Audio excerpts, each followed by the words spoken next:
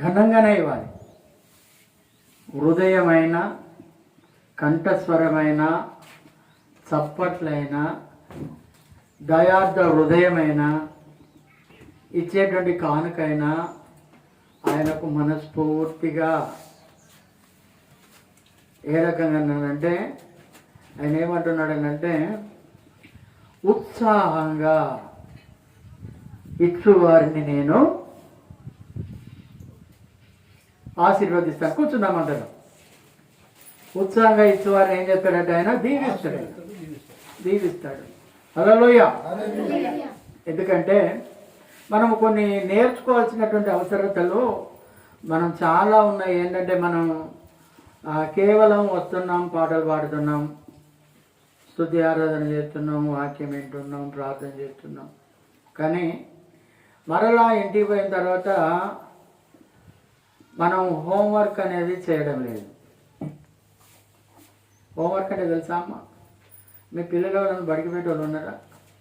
ఇంటికి రాగానే ఏం చేస్తారు? వాళ్ళు హోంవర్క్ చేసుకుంటారు. వాళ్ళు చదువుకోవాలి. మళ్ళీ చదువుకుంటేనే వాళ్ళు మళ్ళా ఏదైనా చేయగలుగుతారు. వాళ్ళు చదవగలుగుతారు, ఎగ్జామ్లో రాయగలుగుతారు, పరీక్షలో నెగ్గగలుగుతారు. ఎప్పుడు కూడా మనం దేవునికి నమ్మకంగా, యథార్థంగా, దయార్థ హృదయముగా, ప్రేమతో అనేక రకాలుగా బైబిల్ వర్ణించింది. అందుకే ఆయన మన ముఖం చూడడు. ఆయన మనుషుల పైరూపాన్ని ఆయన చూడడు, మన హృదయాన్నే చూస్తాడు. హృదయ అంతరంగాలను ఎరిగినటువంటి దేవుడు ఆయన. హల్లెలూయా. హృదయ అంతరంగాలను ఎరిగినటువంటి దేవుడు. నిజంగా కూడా మంచి దేవుణ్ణి మనం కలిగి ఉన్నాం, కానీ ఆయనకు సరి అయిన రీతిలో మనం ఆయనను గణపరచడం లేదు. ఎందుకంటే ఎంతోమంది భక్తులు బైబిల్ గ్రంథంలో చాలామంది ఉన్నారు, కానీ వాళ్ళందరూ చరిత్రలో రాయబడ్డారు, మిగిలి ఉన్నారు.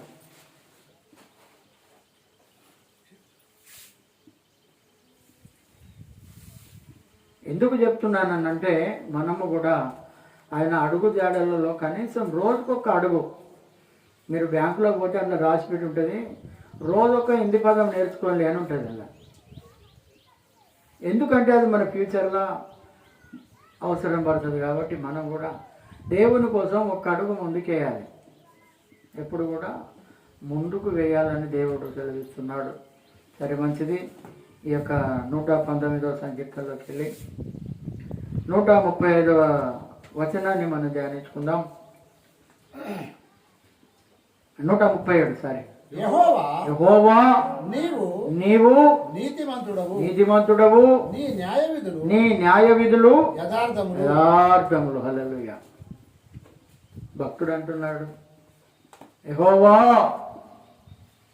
నా దేవా నీవే నీతిమంతుడవు. హల్లెలూయా. ఆయన ఎలాంటి వాడట? నీతిమంతుడు. నీతిమంతుడు అంటే దానికి అర్థం చెప్పగలుగుతారు వాళ్ళన్నా? అసలు నీతిమంతుడు అంటే ఏంటి? నీతిమంతుడు మాట్లాడుతాను పోతూ ఉంటుంది.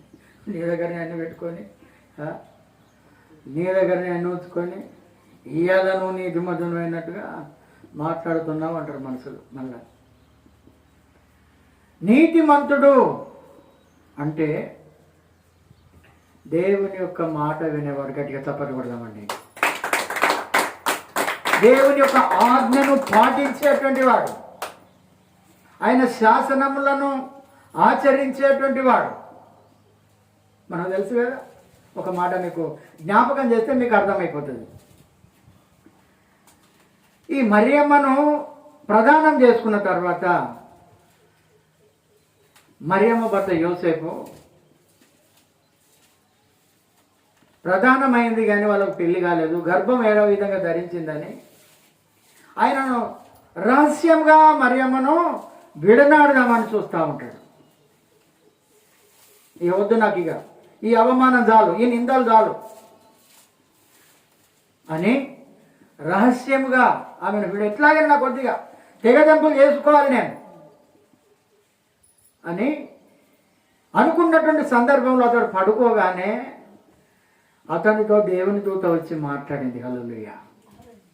ఏమని మాట్లాడిందంటే, యోసేపు నువ్వు భయపడకు, నీ భార్య గర్భం దాల్చింది వాస్తవం, ఆమె పరిశుద్ధాత్మ శక్తిలో ఆమె గర్భం ధరించింది, ఆమెను మాత్రం నువ్వు విడనాడకూడదు, దేవునికి భయపడాలి అని చెప్పగానే తెల్లవారు నుండి అతను మర్చిపోయాడు దాన్ని. హల్లెలూయా. అందుకే ఆయన నీతిమంతుడని ఈరోజు బైబిల్ గ్రంథంలో రాయబడినది. యోసేపు కూడా, మరియమ్మ భర్త కూడా, యోసేపు కూడా నీతిమంతుడు. యేసయ్యను కూడా నీతిమంతుడు అన్నారు. తెలుసా మీకు? ఎవరికైనా తెలుసా? హేరోదు భార్య న్యాయపీఠం ఎదుట యేసు ప్రభు ఇక నిలబడతాడు. హేరోదు శిక్ష విధిస్తాడు. ఇక కొద్దిసేపు అయితే ఆయన న్యాయపీఠం మీద కూర్చున్నాడు. తన పనివానితో ఒక్క చిట్టి రాసి ఆయనకు పంపించింది, చదువుకోమని.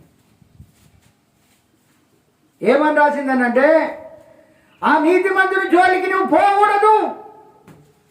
ఈ పొద్దే ఈరోజు తెల్లవారుజామునే నేను ఒక కలగన్న ఆయన గురించి, నువ్వు మాత్రమైన జోలికి పోదు సుమా అనగానే, ఈ పాపం నాకెందుకు, ఈ నీతిమంతుని నేను అన్యాయంగా పొట్టున పెట్టుకోవడం ఎందుకని అతడు చేతులు కడుక్కున్నాడు. ఇంకొకరు కూడా వారు అభివర్ణించారు నీతిమంతుడని.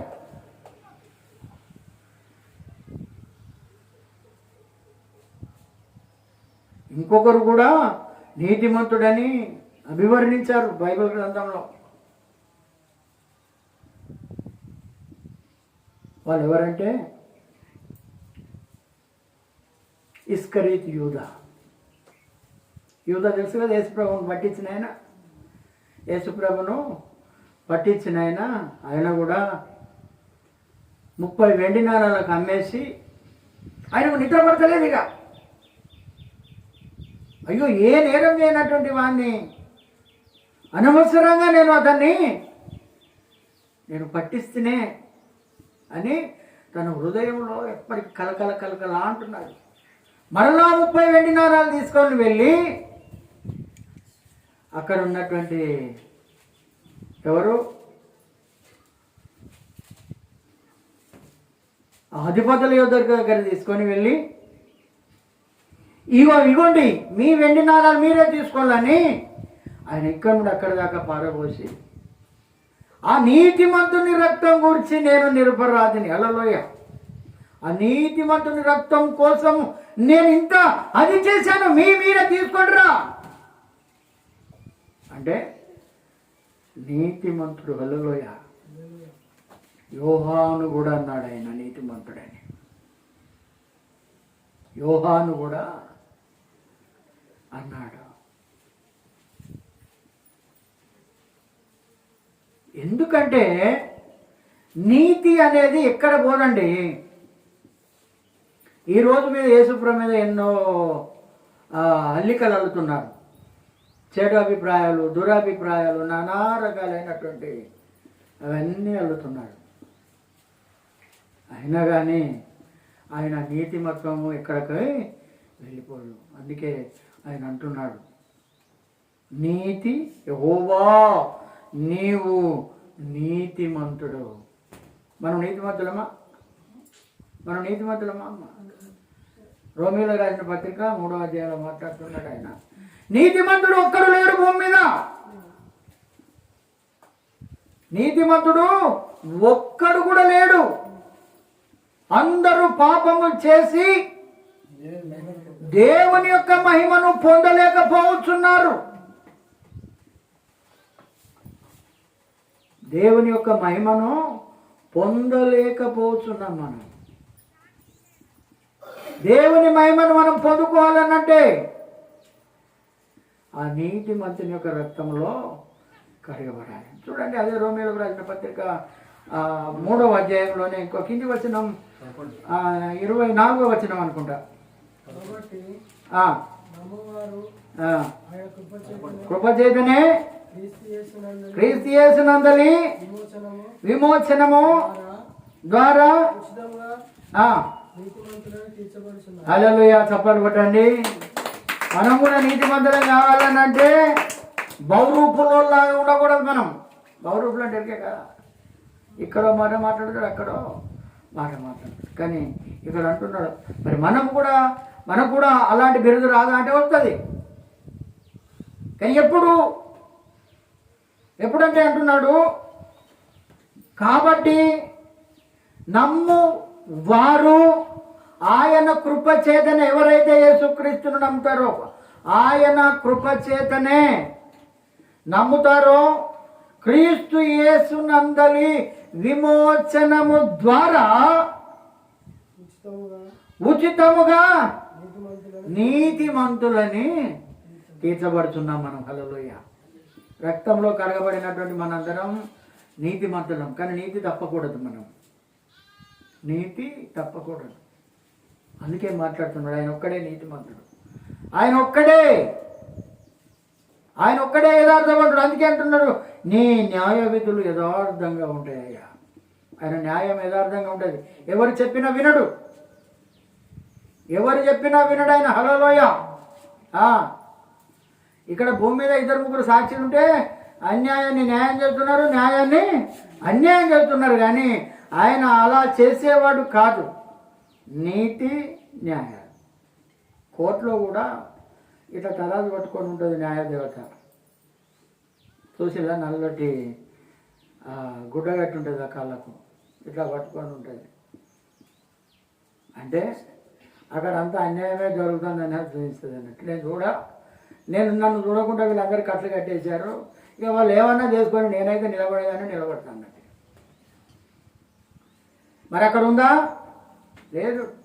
ఎవరు డబ్బు ఎక్కువ పెడితే వాళ్ళకే. కానీ ఒక యేసుక్రీస్తు ఒక్కడు మాత్రమే నీతిమంతుడు, యథార్థవంతుడు.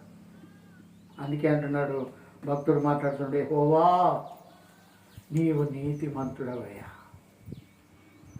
ఇంకో మాట ఏమంటున్నాడు అనంటే, నీతిని బట్టి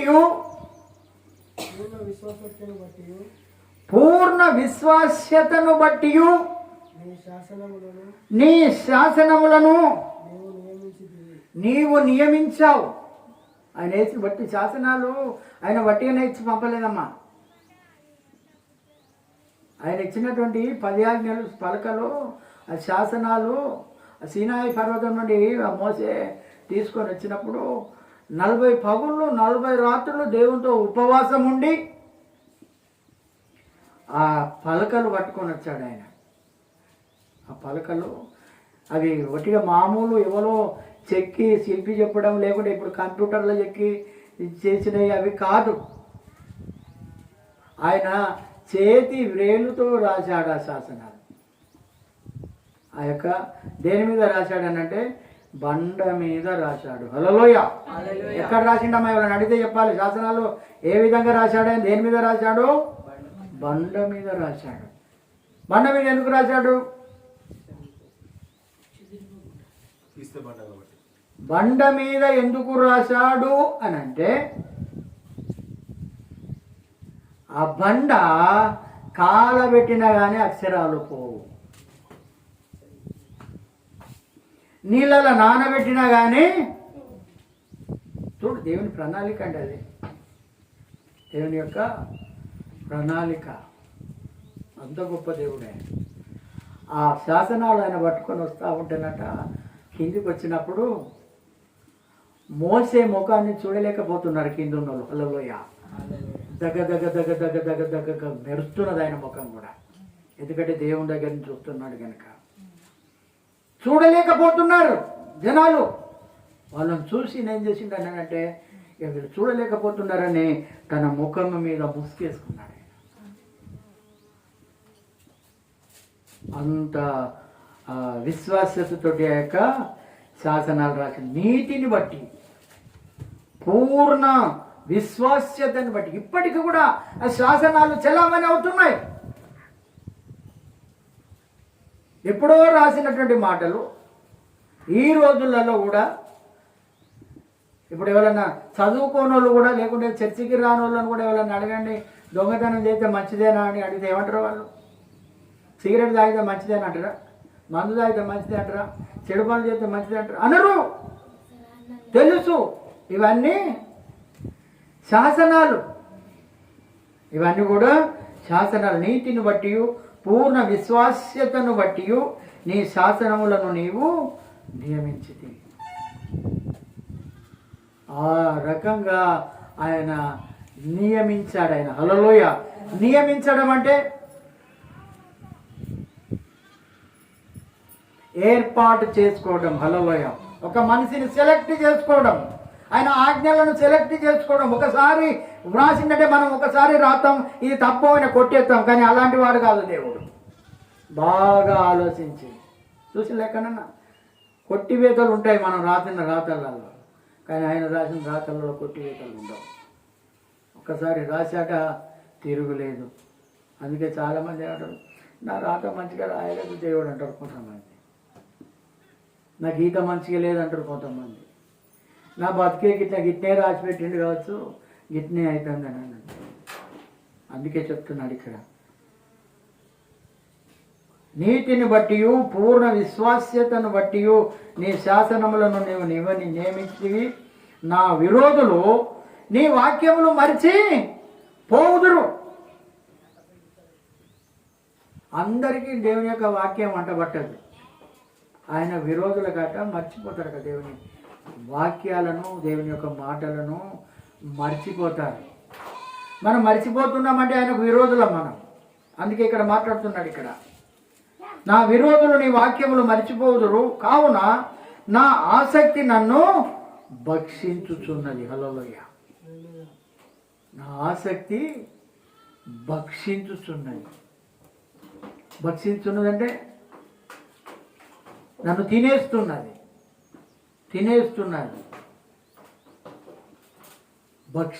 భక్షించడం అంటే తినడం, తినేస్తుంది. నా ఆసక్తి నన్ను భక్షించుచున్నది.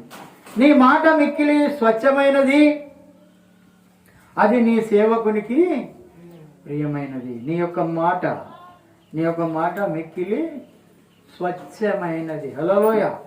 స్వచ్ఛం అంటే ఒరిజినల్. ఇప్పుడే దుకాణంలో పోయి మనం ఏమంటాం వస్తువు అంటే ఇది ఒరిజినల్ డూప్లికేట్ అని అడుగుతారు. ఇది పనికొస్తుందా రాదా మరి చెప్పండి, ఎంతకాలం దీనికి విలువ ఉంటుంది అని అంటారు. కానీ ఆయన అంటున్నాడు, ఆయన యొక్క మాట మిక్కిలి స్వచ్ఛమైనటువంటి మాట, స్వచ్ఛమైనటువంటి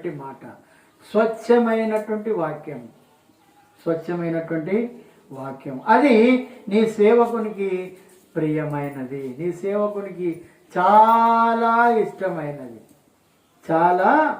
ఇష్టమైనది అని మాట్లాడుతున్నాడు.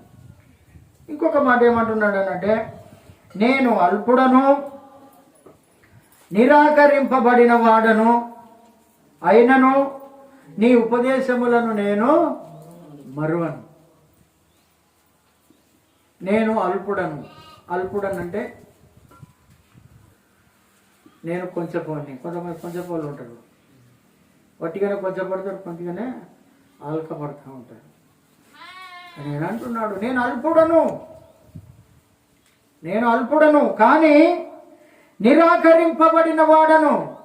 అల్పుడను కాబట్టే నేను నిరాకరింపబడ్డవాను, అంటే త్రోసివేయబడ్డటువంటి వాడను, నిరాకరించబడినటువంటి వాడు, అర్హత లేనటువంటి వాడు. అందుకే ఇక్కడ అంటున్నాడు, నిరాకరించబడిన వాడు అయినను నీ ఉపదేశములను నేను మరువను. హల్లెలూయా. కొంతమంది అంటారు యేసుప్రభు మంచి దేవుడు అంటారు, కానీ మళ్ళీ తాగుతూనే ఉంటారు. వాళ్ళు యేసుప్రభు మంచి దేవుడే, కానీ చెడు పనులు చేస్తూనే ఉంటారు. యేసుప్రభు మంచి దేవుడే, కానీ మళ్ళీ అబద్ధాలు ఆడుతూ ఉంటాడు. అందుకే ఇక్కడ అంటున్నాడు, ఇక్కడ నీ యొక్క వాక్యములు నేను, నీ మాటలను నేను మరువను, నీ ఉపదేశాలను నేను మరువను. నాకు వాక్యాలన్నీ తెలుసా అండి బ్రదర్ అంటారు కొంతమంది. బైబిల్ వాక్యాలన్నీ మాకు తెలుసా అండి, మీ దేవుని మాటలన్నీ మాకు తెలుసా అండి,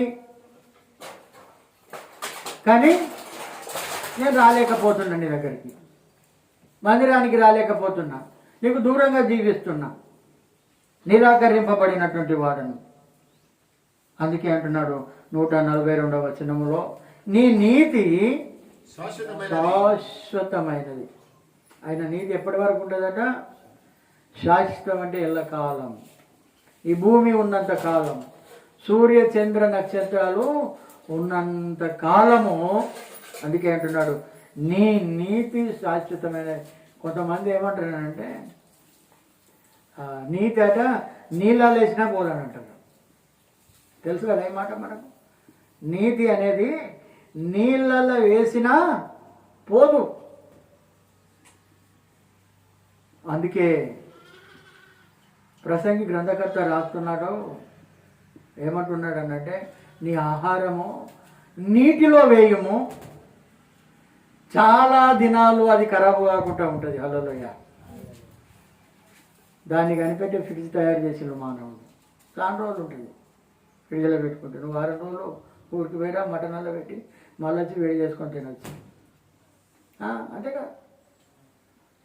అన్నం కూడా అంతే, ఖరాబ్ కాదు. అవుతుందా? కాదు. అందుకే చెప్తున్నాడు ఇక్కడ, ఆయన నీతి శాశ్వతమైనది, ఎల్లకాలం ఉండేది. ఈ రోజు ఉండి ఈరోజు రేపు పోయేది కాదు.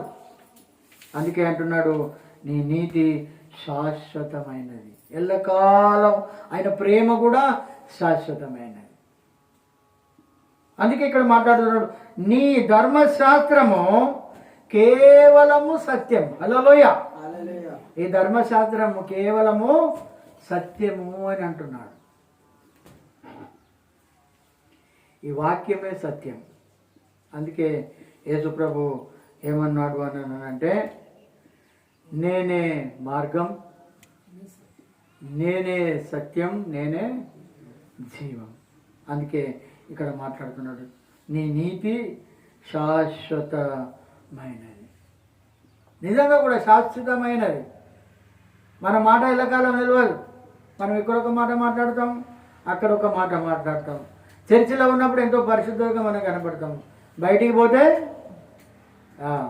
అందుకే అట్లా ఉండకూడదు. నీ నీతి శాశ్వతమైనది. ఎప్పుడు భూమి పుట్టిన కాడ నుండి ఇవే శాసనాలు నడుస్తూ ఉన్నాయి ఇప్పటికి కూడా, కానీ వాటిని మనం పాటించడం లేదు. అందుకే అంటున్నాడు నీ నీతి శాశ్వతమైనది, నీ ధర్మశాస్త్రము కేవలం సత్యమైనదని. అందుకే అంటున్నాడు నేను ధర్మశాస్త్రాన్ని కొట్టివేయనికి ఈ లోకానికి రాలేదు, కానీ దాన్ని నెరవేర్చనీకే వచ్చానని అంటున్నాడు యేసుప్రభు ఇక్కడ. అందుకే ఆయన యొక్క నీతి శాశ్వతంగా ఉంటుంది అంటున్నాడు. నీ ధర్మశాస్త్రము కేవలం సత్యం, అది సత్యమైనది, అది నిజమైనది. దాంట్లో ఎలాంటి కల్మషము లేదు, ఎలాంటి చెడు లేదు దాంట్లో. అందుకే మాట్లాడుతున్నాడు కేవలం అది సత్యమైనది. కేవలం దానంత సత్యం ఏది లేదు. అందుకే యేసుప్రభు అన్నాడు, ఈ లోకంలో జీవించి ఉన్నప్పుడు ఆయన అన్నాడు, ఏమన్నాడు అనంటే, నాలో పాపం ఉన్నదని మీలో ఎవరు నిరూపిస్తారని అడిగిండు ఆయన భూలోకంలో ఉన్నప్పుడు. ఆయన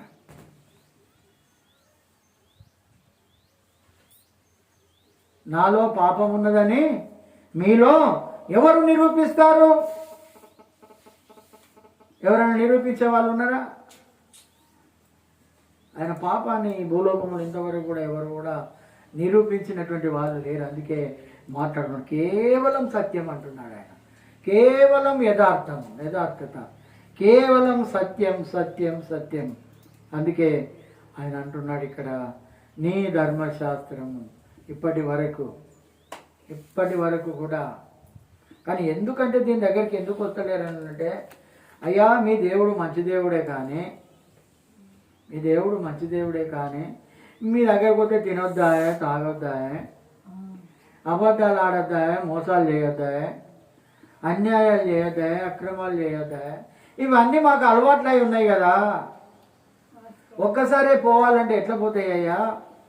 మళ్ళీ మీ దగ్గరకు పోతే ఒక బొట్టు ఉండదా, ఒక గాజులు ఉండదా, ఓ పువ్వులు ఉంటాయా, ఎన్నో రకాలుగా చెప్తా ఉన్నారు వాళ్ళందరూ. మళ్ళీ మీ దగ్గరకు పోతే తెల్ల బట్టలు వేసుకోవాలనే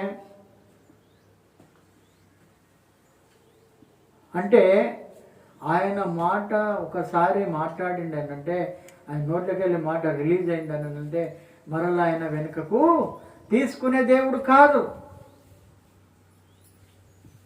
అబద్ధం ఆడటకు నేను నరుడను కానీ ఒక మాట సమూయేలు రాసినటువంటి మొదటి పత్రికలో ఒక మాట మాట్లాడుతున్నాడు ఆయన. సమూయేలు రాసినటువంటి మొదటి పత్రిక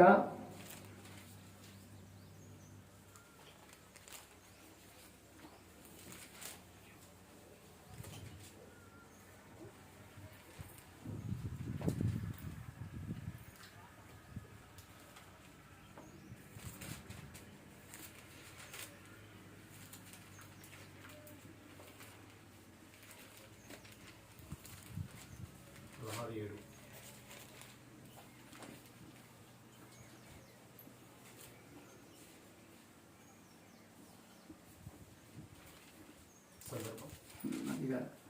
అబద్ధమాడుటకు ఆయన నరుడు కాదు,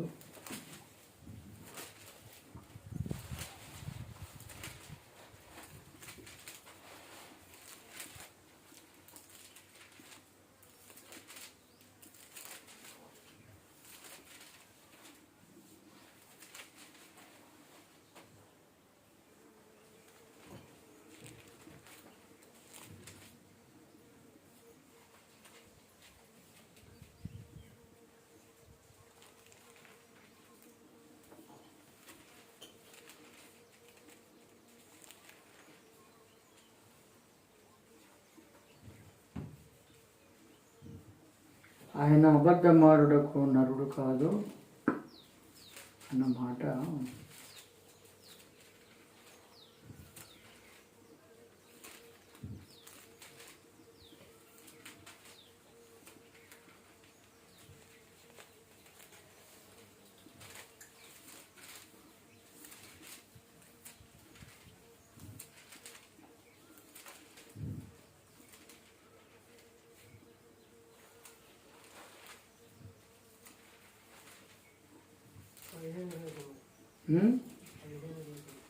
పదిహేడు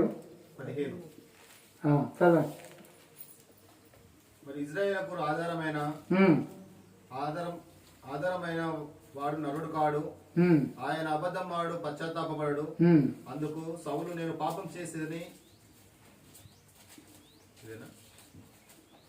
సరే ఈ సందర్భం అదే కాదు. సరే సమూయేలు అతనితో ఇట్లా నేను నేడు యెహోవా ఇశ్రాయేలు రాజ్యమును నీ చేతి నుండి లాగివేసి నీకంటే ఉత్తమముడైన నీ పొరుగువానికి దాన్ని అప్పగించి ఉన్నాడు. మరియు ఇజ్రాయేలుకు ఆధారమైన వాడు నరుడు కాడు, ఆయన అబద్ధమాడు పశ్చాత్తాపడు. అది హల్లెలూయా. ఆయన నరుడు కాడు. ఒకసారి మాట్లాడి మనం ఎప్పుడైనా చేసినప్పుడు ఏం చేసినప్పుడు సారీ అని చెప్తాం. ఆయన చెప్పేటువంటి వాడు కాదు, అబద్ధం ఆడట. ఆయన పశ్చాత్తాపాడు, అయ్యో నేను మాట అనడు అని కూడా బాధపడేటువంటి దేవుడు కాదు. అందుకే ఆయనకు అంత నీతిమంతుడు, ఆయన మాటలో అంత స్వచ్ఛత ఉన్నది అని పరిశుద్ధ గ్రంథం మనకు తెలియజేస్తున్నది. అందుకే నీ ధర్మశాస్త్రము కేవలము సత్యమైనది. ఇది చాలా సత్యమైనదండి. దీని దగ్గరికి రారు, దీని దగ్గరికి ఎవరు కూడా రారు. ఎందుకోనంటే ఇది ఒక పరిశుద్ధ గ్రంథము అని వాళ్ళకి తెలుసు. ఇంకొక మాట 147వ మాటలు అంటున్నాడు, శ్రమయు వేదనయు నన్ను పట్టి ఉన్నవి,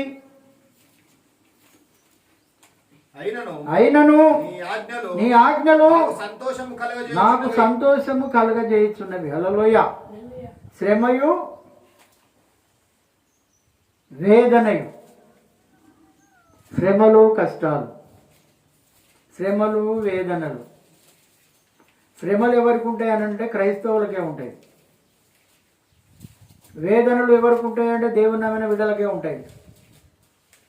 మరి అందరికి ఉండవు. వాళ్ళకి ఎందుకు ఉండవు అంటే వారికి కూడా ఉంటాయి, కానీ అవి వచ్చినప్పుడు వాళ్ళు కనపడరు అని పరిశుద్ధ లేఖనాలు తెలియజేస్తూ ఉన్నాయి.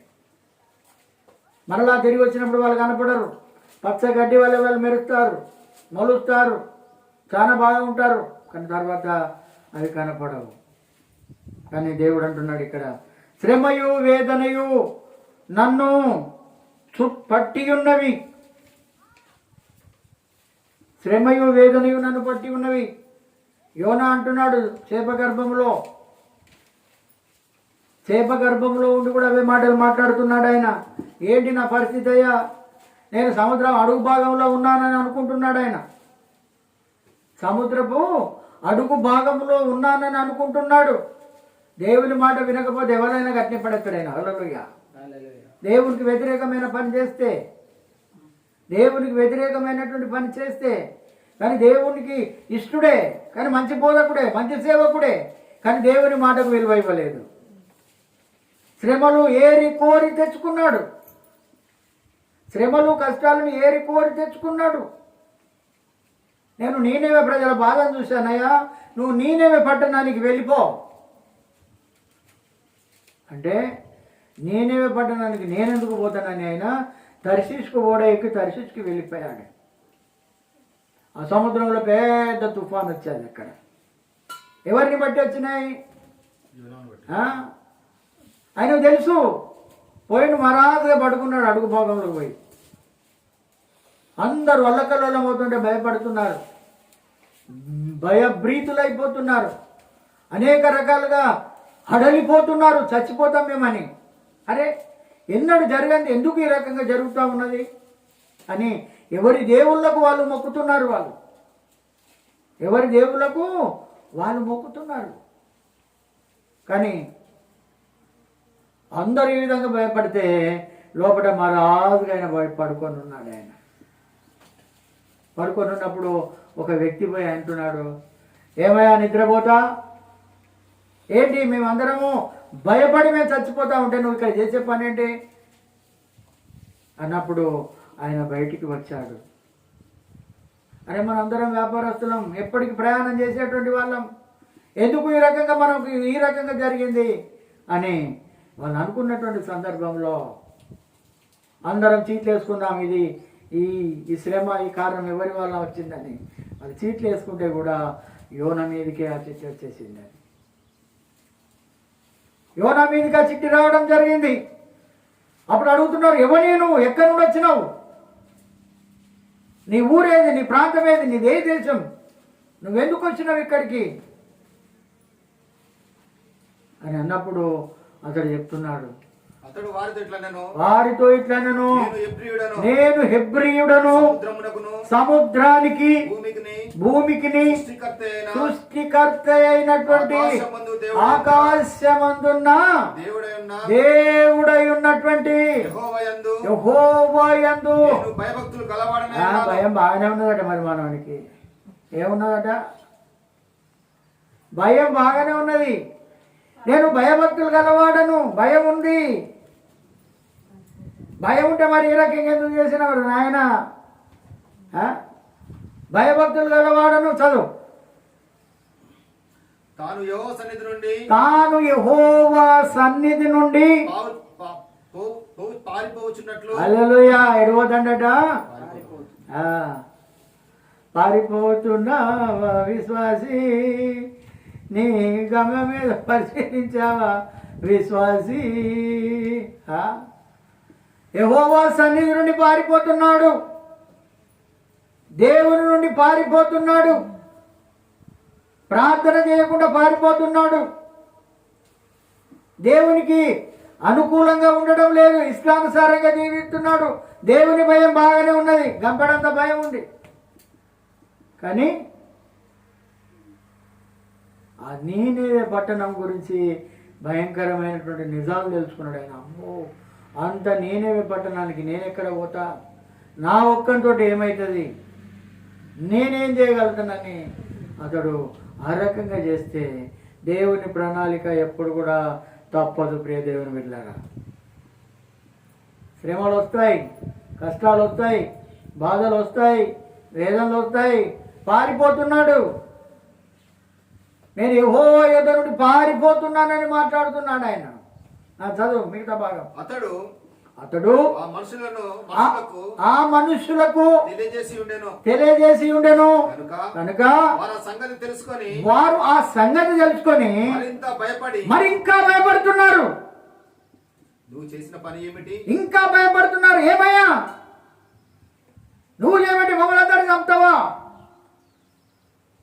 నువ్వు చేసిన పని ఏంటి? నువ్వు ఏం పని చేసావు? నువ్వు చేసిన పని ఏమిటి? అప్పుడు వారు సముద్రము పొంగుచున్నది, తుఫాను అధికమగుచున్నది, సముద్రము మా మీదికి రాకుండా నీకు మేమేమి చేయాలి? ఆ సముద్రం మనం తప్పించుకోవాలంటే మేమేం చేయాలి? మమ్మల్ని ఏం చేయమంటున్నావు అని అడుగుతున్నాం. మేమేం చేయాలి? ఏం చేస్తే దీంట్లోకి వెళ్ళి మేము తప్పించబడతాం? ఏం చేయాలో అది కూడా నువ్వే చెప్పు. అసలే నడి సముద్రంలో ఉన్నాం. ఏమైనా దారి ఉందా? ఏమైనా దాపుందా? బ్రతికే ఛాన్స్ ఉందా? లేదు. గొప్ప తుఫాను వచ్చేది అక్కడ. మరి మమ్మల్ని ఏం చేయమంటావయ్యా? నువ్వు తప్పించుకొని పోతున్నావు, బాగానే ఉన్నావు, నీ ఒక్కరి బాగానే నువ్వు పోతావు, నువ్వు ఒక్కరి చేయబట్టి మమ్మల్ని అందరూ చంపుతావా?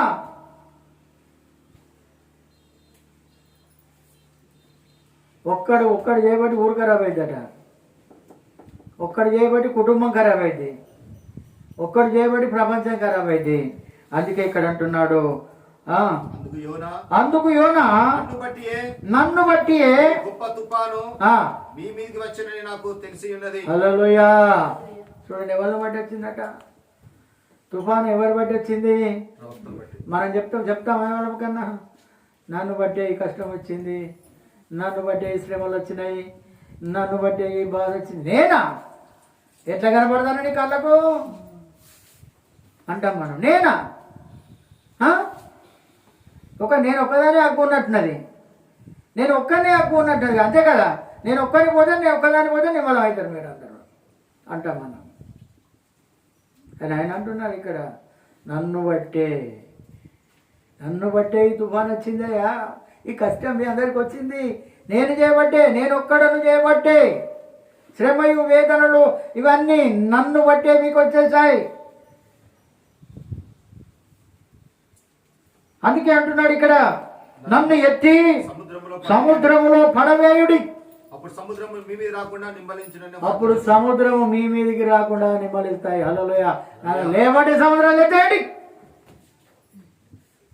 తప్పొప్పుకుంటాం మనం. ప్రాణం పోయినా ఒప్పుకోం మనం. ప్రాణం పోయినా ఒప్పు. ఆయనకు తెలుసు ఎందుకు ఈ రకంగా జరుగుతుంది, ఆయనకు తెలుసు. అందుకే అంటున్నాడు, నన్ను బట్టే ఇదంతా వచ్చింది, నన్ను ఎత్తి ఆ సముద్రంలో వేయుడి, అప్పుడు సముద్రం మీ మీదకి రాకుండా నిమ్మలిచ్చిందని వారితో చెప్పినను వాళ్ళు ఒప్పుకుంటలేరు. వారు ఓడను దరికి తెచ్చుటకు తెడ్లను బహుబలంగా వేసిరి, కానీ గాలి తమకు ఎదురై తుఫాను బలం చేత సముద్రం పొంగి ఉండుట వలన వారి ప్రయత్నము వ్యర్థమైపోయాలి. వాళ్ళు చేసేటువంటి ప్రయత్నాలన్నీ వ్యర్థమైపోతున్నాయి. ఎన్ని ప్రయత్నాలు చేయాలో అన్ని ప్రయత్నాలు చేశారు. ఏది మన గాలి ద్వారా వాన వచ్చినప్పుడు మనం ఎన్ని ప్రయత్నాలు చేసినా తడవకుంటున్నామా? తడిచినాం కదా. ఎన్ని ప్రయత్నాలు చేసినాం? భూమి మీద ఎన్ని ప్రయత్నాలు చేసి తప్పించుకోలేదు మనం. కానీ అక్కడ నడి సముద్రంలో ఎవరు తప్పించుకుంటారండి? ఎవ్వరు కూడా వ్యర్థమైపోయాను. కాబట్టి వారు యెహోవా నీ నీ చిత్త ప్రకారముగా నీవే దీన్ని చేశావు. దేవుడు కొన్నిసార్లు మన కుటుంబంపై దాడి తీసుకొస్తా అంటాడు, శ్రమలను తీసుకొస్తా అంటాడు, కష్టాలను తీసుకొస్తా అంటాడు, కన్నీళ్ళని తీసుకొని వస్తా అంటాడు, వేదనలు కూడా అనుమతిస్తా అంటాడు మనకు. అందుకే ఇక్కడ అంటున్నాడు, ఈ మనుషుని బట్టి మమ్మును లయము చేయకుందుగాక, మమ్మల్ని నాశనం చేయకుందుగాక అని ఎవరికి ప్రార్థన చేస్తున్నారు? యెహోవాకు ప్రార్థన చేస్తున్నారు వాళ్ళు. హల్లెలూయా. వాళ్ళు యెహోవాకు ప్రార్థన చేసే మనుషులు కాదని ఉన్నది, యెహోవాకు ప్రార్థన చేసే వాళ్ళు కాదని ఉన్నది. అందుకే వాళ్ళు ప్రార్థన చేస్తున్నారట, నిర్దోషిని చంపితినన్నా నేరము మా మీద మోపకుందువు గాక అని యెహోవాకు మనవి చేస్తా ఉన్నారు. హల్లెలూయా. ఈ నిర్దోషిని చంపించమన్న నేరము, ఆ పాపము, ఆ పాతకము మాకు తగలకూడదయ్యా, మాకు తాకద్దయ్యా. ఏమన్నాడు? ఏ రోజు కూడా గదే మాట అన్నాడు కదా. ఏమన్నాడు? ఆ నీతిమంతుణ్ణి, ఆ నిరపరాధిని చంపడం నాకు ఇష్టం లేదని, మీరే చూసుకోండి, నాకేం సంబంధం లేదని చేతులు కడుక్కుంటా ఉన్నాడు ఆయన. నాకెందుకు ఆ పాపం? మీరు తీసుకొచ్చారు, మీరే దోషాలు మోపుతున్నారు, మీరే ఇవన్నీ మోపుతున్నారు కనుక మీరే చూసుకోండి, నాకేం సంబంధం లేదు అని చేతులు కడుక్కుంటున్నాడు ఆయన. ఇక్కడ వీళ్ళు అంటున్నారు, అతని పాపం మా మీదకి రాకుండా ఉండాలి, అతడు చేసినటువంటి పాపం మా మీదకి రాకూడదు, మోపకుందుగా కానీ మనవి చేసుకొని యోనాను ఎత్తి ఏం చేశారు? చేయటను కానీ వాళ్ళు పూజలు కూడా చేసిందట, బలి అర్పించిందట. చూడండి ఇక్కడ అంటున్నాడు, యోనాను ఎత్తి సముద్రంలో పడవేసిరి, పడవేయగానే సముద్రము పొంగకుండా ఆగిపోయాది. చూడగా ఆ మనుషులు యెహోవాకు మిక్కిలి భయపడి ఆయనకు బలి అర్పించి మొక్కుబళ్ళు చేసిరి. గొప్ప మత్స్యం ఒకటి యోనాను మింగివలెనని దేవుడు దానికి ఆజ్ఞ ఇచ్చింది. గొప్ప ప్రార్థనలు చేశారు యెహోవాకు వాళ్ళు, తెలియని దేవునికి వాళ్ళు ప్రార్థనలు చేశారు. అబ్బా, యెహోవా దేవుడు అంటే దేవుడు ఏం దేవుడా? అరే చాలా కామెంట్స్ నడుస్తూ ఉన్నాయి అలా. అరే ఇట్లా వేసినామో లేదో మొత్తం ఆగిపోయింది ఏంటి, నిమ్మలమైపోయింది. ఏది యేసుప్రభు దోణిలో ప్రయాణం చేసినప్పుడు, దోణి అమరంలో ఆయన పడుకొని ఉన్నప్పుడు ఆ సముద్రంలో పెద్ద తుఫాన్ వచ్చింది. తుఫాన్ వచ్చినప్పుడు కూడా ఇదే సందర్భం జరిగింది. అయ్యా మేము నశించిపోతున్నాం, అయ్యా నశించిపోతున్నాం, నీకు చిత్త లేదా అని అన్నప్పుడు, అల్ప విశ్వాసులారా మీరు ఎందుకు భయపడుతున్నారు అని గాలిని గద్దించాడు. సముద్రం నిమ్మలమగునుగా కానగానే నిమ్మలమైన, అమ్మో ఈయన ఎంత గొప్ప దేవుడు అని వాళ్ళు భయపడ్డారు. వారు సముద్రం కూడా ఇతనికి, గాలి కూడా ఇతనికి లోబడుచున్నావని అంటున్నారు. శ్రమలు వస్తాయండి, యేసయ్య నమ్ముకుంటే. రావా కష్టాలు? రావా? ఎప్పుడు కూడా ఓర్చుకొని నిలబడాలండి క్రైస్తవుడు అంటే, ఓర్చుకొని నిలబడాలి. అందుకే శ్రమయు వేదనయు నన్ను పట్టి ఉన్నవి, పట్టుకొని ఉన్నాయి, మనల్ని కూడా పట్టుకొని ఉంటాయి. కొన్నిసార్లు అప్పులు పట్టుకొని ఉంటాయి, అనారోగ్యాలు పట్టుకొని ఉంటాయి, సమస్యలు పట్టుకొని ఉంటాయి, నిందలు పట్టుకొని ఉంటాయి, అనేకమైనటువంటి పట్టుకొని ఉంటాయి. అందుకే పట్టి ఉన్నవి. అయినను నీ ఆజ్ఞలు నాకు సంతోషము కలుగజేయుచున్నవి. హల్లెలూయా. ఆయన ఆజ్ఞలట సంతోషము కలుగజేస్తాయట.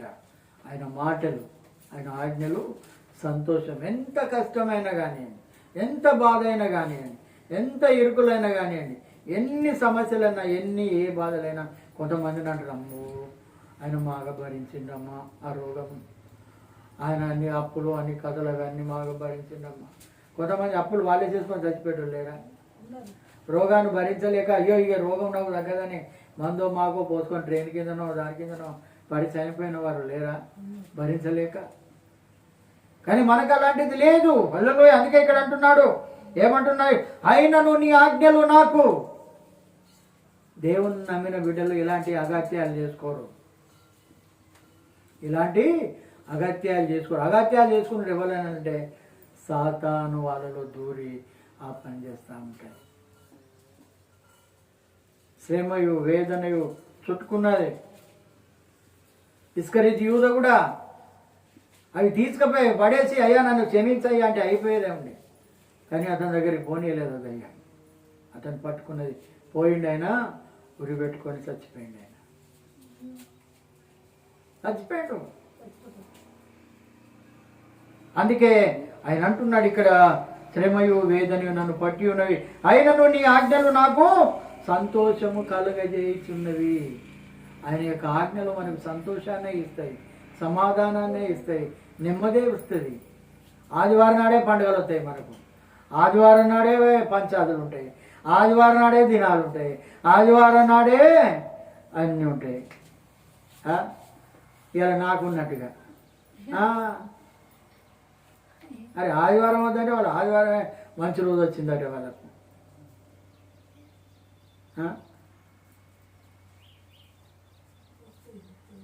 అంటే చెప్తున్నా, ఈ ఆజ్ఞలు ఇవన్నీ మనకి ఏం చేస్తాయట? సంతోషము కలగజేస్తాయి. హల్లెలూయా. ఆయన మాటలు మనలను సంతోషము కలగజేస్తాయి. ఆయన ఆజ్ఞలు సంతోషం. అందుకే అంటున్నాడు ఒక భక్తుడు, అంటున్నాడు, శ్రమలలో నేను ఇంతవరకును నీతో నడుచుటే నా భాగ్యము. హల్లెలూయా. శ్రమలలో కూడా నడవాలి ఆయనతో, రోగాలలో కూడా ఆయనతో నడవాలి, ఇరుకులలో నడవాలి, ఇబ్బందులలో నడవాలి. ఆయన నడవలే నీ కోసం నా కోసం ఆ మండు టెండలో ఆ సిల్వ భారమైనటువంటి సిల్వ మోసుకుంటా, కాళ్ళకు చెప్పులు లేకుండా కల్వరి కొండ మీది వరకు ఆయన మోసుకుంటూ వెళ్ళిపోతున్నాడు.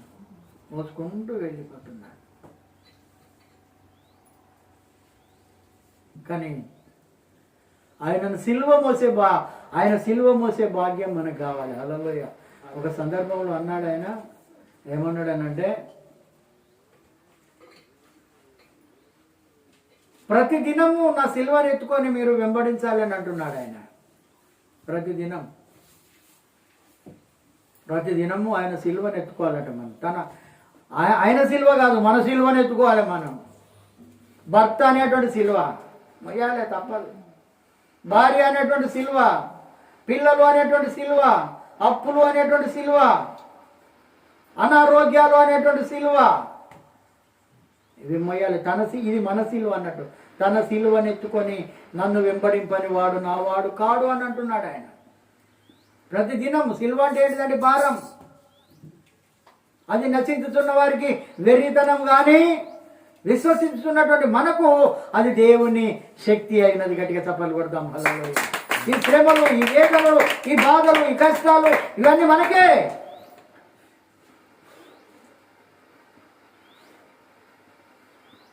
ఇది కడదాకా ఉంటుందో లేదో,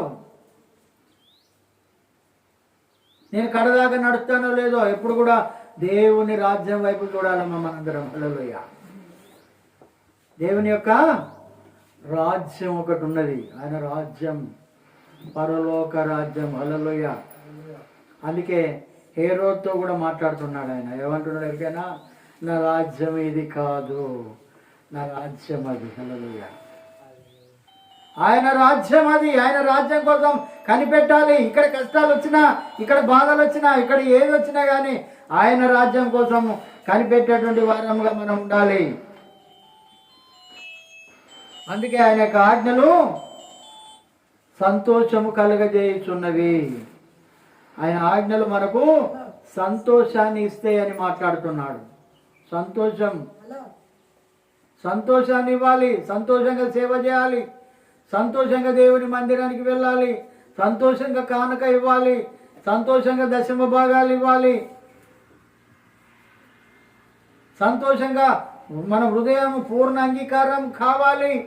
ఎందుకంటే చెప్తున్నాడు ఆయన సజీవ యాగముగా మనకు మనమే బలి అయిపోవాలి. ఆయన దగ్గర మనకు ఉండబడేదంతా ఆయనదే. హల్లెలూయా పాట పాడతాము. అందుకే ఇక్కడ అంటున్నాడు, అందుకే ఇక్కడ చెప్తున్నాడు, ఇక్కడ నీ యొక్క ఆజ్ఞలు నాకు సంతోషము కలుగుతాయి. మనకు హల్లెలూయా. సంతోషం కలుగుతలేదు అని అంటే నువ్వు బలవంతానా దేవుని పని చేస్తున్నావు అన్నట్టు అర్థం. దేవుని పని, దేవుని కోసం సంతోషంగా రావాలి. మనందరం సంతోషంగా ఆయన పనిలో మనం పాలి భాగస్థులం కావాలి. సంతోషంగా ఆయనతో మనము ఉండాలి. అందుకే ఇక్కడ మాట్లాడుతున్నాడు, నీ శాసనములు శాశ్వతమైనవి. నీ శాసనములు ఏమంటున్నాడు? శాశ్వతమైనవి. ఎలాంటి అట? శాశ్వతం.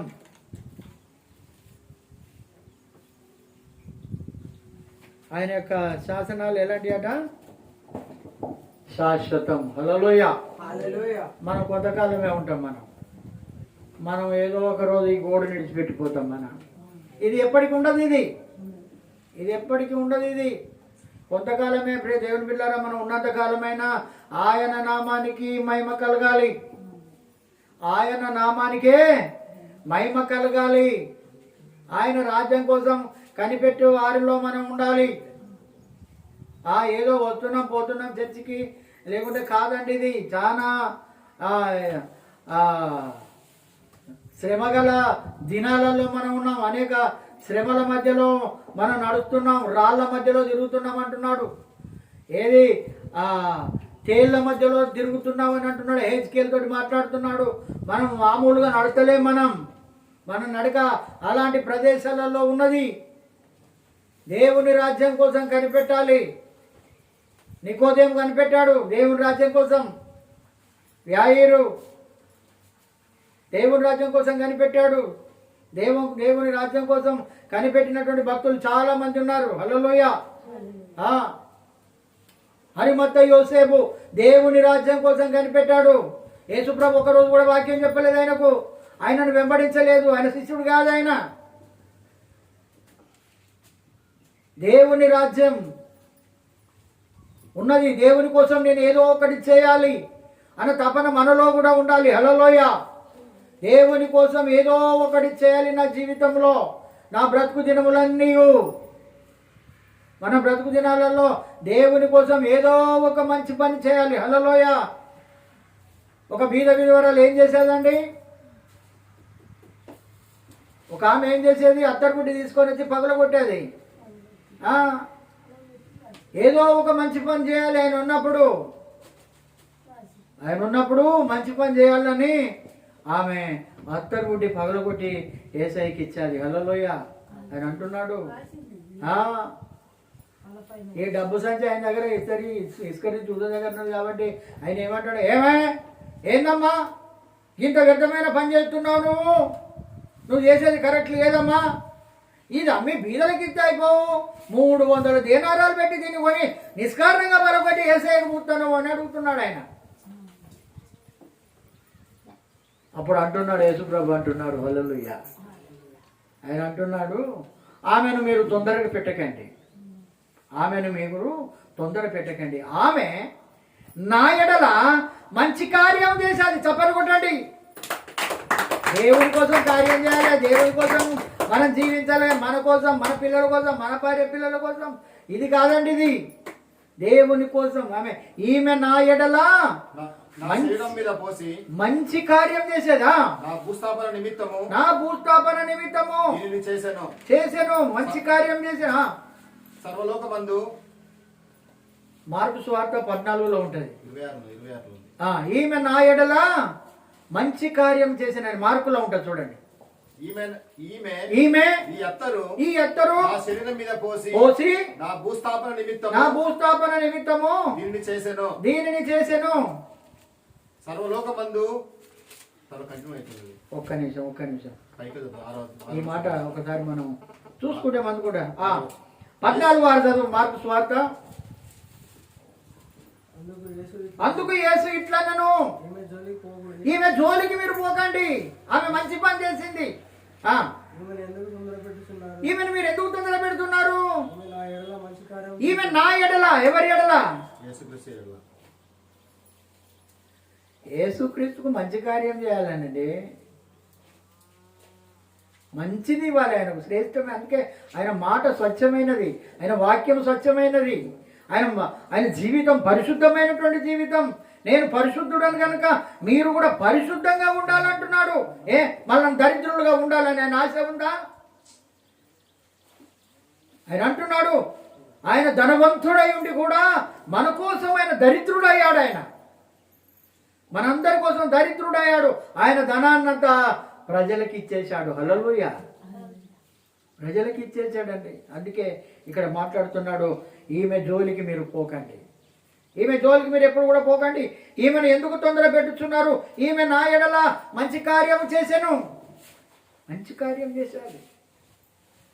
ఈమె మంచి కార్యం చేసిందని యేసుప్రభు చనిపోగానే మూడో రోజు నాడు వీళ్ళందరూ ఏం చేశారు? మగ్దలేనే మరియా వీళ్ళందరూ సీసబుట్లు పట్టుకొని పోయారు. వీళ్ళు కూడా ఉన్నాడా అక్కడ? ఉన్నాడా? వాళ్ళు కూడా అక్కడ బుట్లు పట్టుకొని పోయిండు. మాకు కూడా మంచి పేరు, మమ్మల్ని కూడా మంచిదాన్ని అనుకోవాలని, అంతేనే కదా? మరి అవకాశం దొరికిందా? మరి పోయినాకేం లాభం? పోయినాకేం లాభం? కానీ ఒక్కటి, మరియతోటి మాట్లాడండి ఆయన. హల్లెలూయా. మరియా అమితంగా ఆయనను ప్రేమించింది కనుక ఆయనట తోటమాలి అనుకున్నదట ఆయనను. హల్లెలూయా. చూడండి, కొన్నిసార్లు మన కళ్ళు తెరవబడవు, తెలిసినా కనపడవు. తోటమాలి అనుకున్నదట. అరే 3 రోజులకే యేసయ్య రూపం మారిపోయారు. అక్కడ 3 రోజులకే మారిపోయేది. ఆమె కన్నీరు పెడతాంట చూసిండు ఆయన. మరియా ఎందుకు ఏడుస్తున్నావు అని అడిగాడు కూడా. అయ్యా, నా యేసయ్యని ఎవరు ఎత్తుకపోయారో నేను కూడా ఎత్తుకపోతానయ్యా. యేసయ్యని ఎత్తుకునేంత ఆమెకు బలం ఉందా? అయినా కానీ నేను మోసుకపోతానయ్యా. ఎక్కడ పెట్టావో దాచావో చెప్పయ్యా. ధైర్యం చేసి అంటున్నది. చూడండి, ధైర్యం చేసి అంటున్నది. మనం మొయ్యలేము, అయినా కానీ నేను మోస్తాను అనాలి. హల్లెలూయా. నేను మోస్తానయ్యా. ఎక్కడ దాచావో చెప్పు అనగానే అంటున్నాడు. అనగానే మరియా అని పిలిచింది ఆయన ఆమెను. మరియా అనగానే రబ్బుని అని అనగానే ఈయనను పట్టుకొని పోయాది ఆమె. హల్లెలూయా. ఎందుకంటే ఇంతకు కొడుకు కదా ఆమె, చిన్నమ్మ. ఇట్లా పట్టుకొని పోయారు. లేదు లేదు లేదు, నన్ను పట్టుకోవద్దు, నేను తండ్రి దగ్గరికి ఎక్కిపోలేదు, ఎవరు కూడా నన్ను పట్టుకోవద్దు. అంత స్వచ్ఛమైందండి దేవుని యొక్క మాటలు, దేవుని యొక్క సత్యము ఆ రకంగా ఉంటుంది. పరిశుద్ధ లేఖనాల్లో నీ ఆజ్ఞలో నాకు సంతోషం, సమాధానం, నెమ్మది. మనకి ఎప్పుడు వస్తుంది సంతోషం, సమాధానం? ఎప్పుడు వస్తుంది అని అంటే ఆయన ఆజ్ఞలు మన హృదయంలో ఉండాలి. యేసయ్య కోసం. అందుకే ఏది కయ్యంతో అంటున్నాడు, నువ్వు సత్క్రియ చేస్తే నువ్వు తలెత్తుకోవా? దొంగతనం చేసిన తలకాయ ఎట్లుంటుందమ్మా 10 మంది దొరికినాక? వ్యభిచారమందు పట్టుబడిన స్త్రీ తల ఎట్లున్నది? కిందుకున్నదా మీరుకున్నదా? మీరు అందరిని చుట్టూ చూస్తుందా ఆమె? మధ్యలో జనాలు పొరపాటు చేసింది, దొరికిపోయాది. అందుకే అంటున్నాడు, ఆయన ఆజ్ఞలు మనలో ఉన్నట్లయితే మనకు సంతోషం. కుటుంబంలో ఎన్ని సమస్యలు ఉంటాయి. కొడుకుతో ఉంటుంది, భర్తతో ఉంటుంది, భార్యతో ఉంటుంది, అప్పులతో ఉంటుంది, అనేకమైనటువంటి వారితో ఉంటుంది. అందుకే మాట్లాడుతున్నాడు, నీ ఆజ్ఞలు నాకు సంతోషం కలుగజేస్తున్నవి, నీ శాసనములు శాస్త్రమైనవి, అవి నీతి కలవి, నీతిని కలిగించేటువంటి వాక్యాలు అవి. నేను బ్రతుకున్నట్లు. మనం బ్రతకాలంటే ఆయన ఆజ్ఞలు మనలో ఉండాలి. ఆ ఆజ్ఞలను మనం వెంబడించాలి, ఆ వాటి ప్రకారం మనం నడవాలి. అందుకే అంటున్నాడు, నేను బ్రతుకున్నట్లు. నేను బ్రతుకున్నాం అంటే చాలామంది అంటారు, ఏ ఒక క్రైస్తవుల బతుకుతాం, అలాగే మేము బతుకమా అంటున్నారు వాళ్ళు. కొంతమందిని మనం చూసినప్పుడు అరే బతుకు బతాను ఎవరను ఎందుకు బతాను ఎవరు ఇంకా దావకాని అంటాం మనం. కొంతమంది కుక్క చస్తుంది, ఎంతోమంది చచ్చిపోతారు, భూమికి బరువు అయితే ఎవరను చచ్చిపోతాడు. అంటే అక్కడ ఎన్ని నీతిగా అవినీతి కార్యాలు చేస్తే ఆ మాట అంటామండి. ఎంతో మన మాట వినకపోతే ఆ మాట అంటాం మనం. అందుకే ఇక్కడ మాట్లాడుతున్నాడు, నేను బ్రతుకున్నట్లు నాకు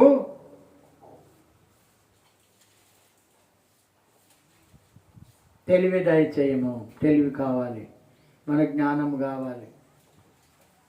బ్రతకాలంటే కూడా తెలివి కావాలి. బ్రతకాలంటే కూడా తెలివి కావాలి కాలంలో. హల్లెలూయ.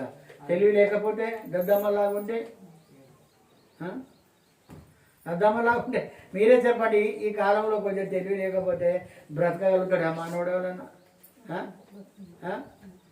కదా, తెలివి ఉండాలి. హల్లెలూయ. అందుకే అంటున్నాడు, నేను బ్రతుకున్నట్లు నాకు తెలివిని దయచేయమని అడుగుతున్నాడు. నేను బ్రతకాలంటే నాకు తెలివిని దయచేయి. మనం కూడా అడగాలి, నేను ఏ విధంగా మెయింటైన్ చేయాలో నా కుటుంబాన్ని. అయ్యా నాకు తెలివిని దయచేయండి, నాకు తెలివిని దయచేయండి, నాకు జ్ఞానాన్ని దయచేయండి, నాకు బలాన్ని దయచేయండి, నాకు శక్తిని దయచేయండి, నాకు ఆరోగ్యం దయచేయండి.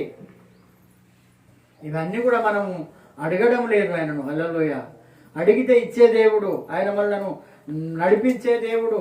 కుటుంబంలో ఉన్న సమస్యలు, ఇరుకులు, ఇబ్బందులు, వ్యాధి బాధలు అన్నీ తొలగించే దేవుడు కనుక ఆయన అంటున్నాడు, నేను బ్రతుకున్నట్లు, నేను బ్రతుకున్నట్లు. అందుకే సాయిలాన్ని ఏమంటున్నాడు అంటే, బతికింది ఇది బతుకు కాదురా, చచ్చినాక అసలాట ఉన్నదట మనకు.